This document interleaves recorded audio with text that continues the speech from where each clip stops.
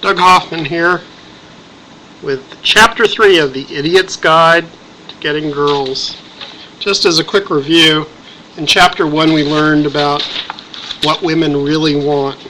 And among other things, what women really want is they want men who are self-assured and not afraid to be themselves. They want to meet men who really want to get to know them inside and out. Keep that in mind. That was Chapter 1. In Chapter 2, we learned how to target women who we really want. And we learned the importance of choosing the right place and the right time. But Chapter 3 is all about making yourself appealing to the woman that you want to target. First impressions do matter. Body. After a shower, use a deodorant that has lasting power. Also, use your favorite cologne as a final touch. Women love men who smell great. Mouth. We all know that keeping our teeth white and our breath fresh is important when we interact with each other. It is definitely more important when you meet someone that you could potentially kiss later. Brush your teeth and use mouthwash before stepping out. Also, pop a small mint before engaging in conversation. You just can't pay enough for a book that gives you good, solid advice like that.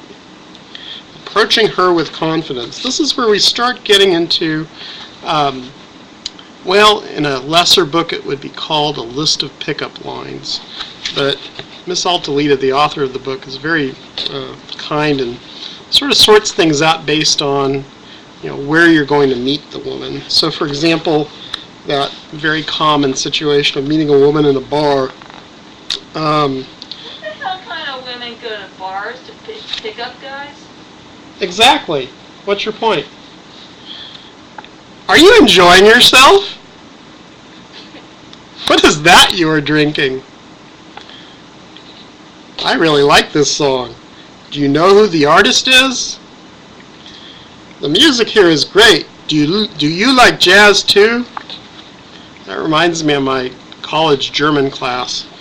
There was just certain lines that always made us chortle for no good reason, and one was, Ich möchte gern Jazzmusik. I don't think that would work in America, though. The coffee shop. Do you have a signature drink here? I don't even know what that means. What's a signature drink? So, I looked at some of these, and I figured, I can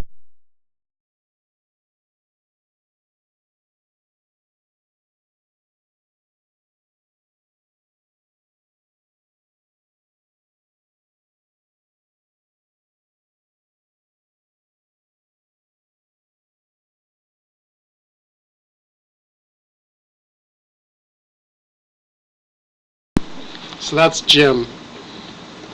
In the bookstore. 120 Days of Sodom. Good book, though it gets a little boring after the fourth branding and the fifth coprophagy. You need to re-say that again. 120 Days of Sodom. Good book, though it gets a little boring after the fourth branding and the fifth coprophagy. Are you pronouncing that correctly? I don't know. Eating shit, okay? Yeah, I know you weren't looking at Desaad. I'm just saying the first few hundred pages aren't bad. So that's at the bookstore. Well, if she doesn't slap you at that point, she might be kind of an interesting person to meet. You better be sure that you're the one with the handcuffs and not her. At the grocery store.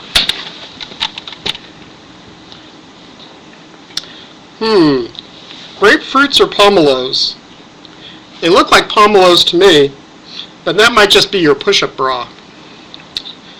But, I thought it would be a good idea to sort of put together everything we learned from Chapter 1 and Chapter 2, about knowing that women want a man who wants to know them inside and out. And, of course, women are always interested in men who are sort of, willing to show their sensitive side.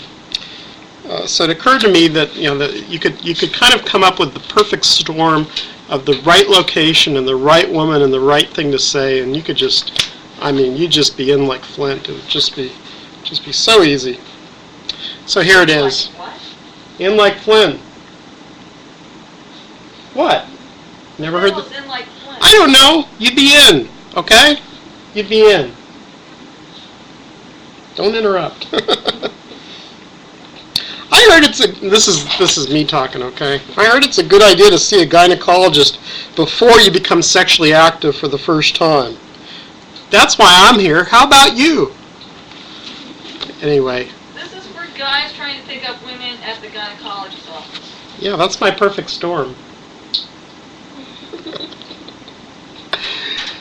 Guys at a gynecologist. Have fun with those. I'm sure you're going to score.